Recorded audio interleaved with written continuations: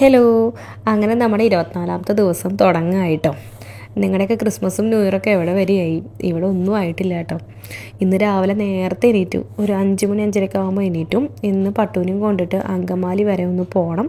അവളുടെ കണ്ണ് കാണിക്കാൻ വേണ്ടിയിട്ടാണ് പോണത്. ആക്ച്വലി ഞാൻ നാട്ടിലേക്ക് വന്നത് തന്നെ ഈ ഒരു കാര്യത്തിന് വേണ്ടിയിട്ടാണ്. ഒരു 6 മാസം കൂടുമ്പം അവൾക്ക് ഇങ്ങനെ ഡോക്ടറെ കാണിക്കണം.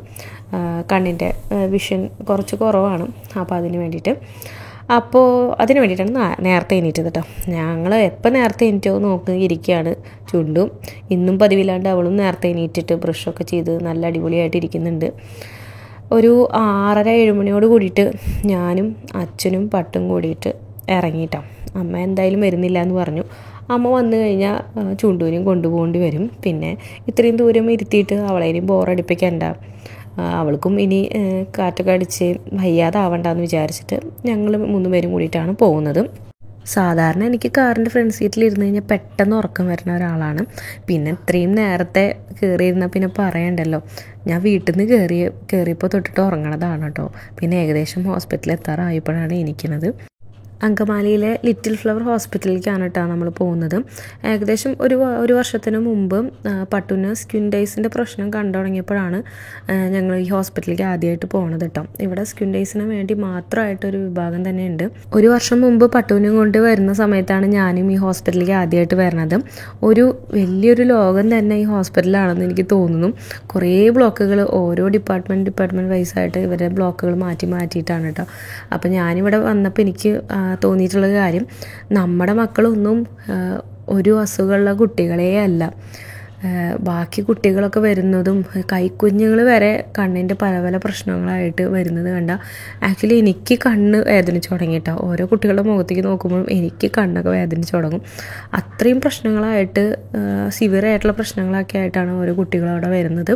പിന്നെ കണ്ണിൻ്റെ വിഭാഗം ആയതുകൊണ്ട് കുറേ നേരം നമ്മളവിടെ വെയിറ്റ് ചെയ്യണം. ഇപ്പോൾ പട്ടുവിനെ എനിക്ക് തോന്നുന്നു നമ്മളൊരു 9 മണിക്ക് അവിടെ എത്തിയിട്ട് 11:30-ക്കാണ് നമ്മൾ ഡോക്ടറെ കാണുന്നത് തന്നെ. അതുവരെ ഒരു 4-5 വട്ടം നമ്മൾ പല സെക്ഷനായിട്ട് പോയിട്ട് മരുന്നൊക്കെ ഒഴിച്ച് നമ്മൾ ഒരു 1 അവറോളം വെയിറ്റ് ചെയ്ത് കഴിഞ്ഞിട്ടൊക്കെയാണ് നമുക്ക് ഡോക്ടറെ കാണാനായിട്ട് പറ്റിയത്. ഡോക്ടർ എലിസബത്തിനാണ് കേട്ടോ നമ്മൾ കാണിക്കുന്നത്. പട്ടുവിന് നല്ല ഇമ്പ്രൂവ്മെൻ്റ് ഉണ്ടെന്ന് പറഞ്ഞു കണ്ണിന്.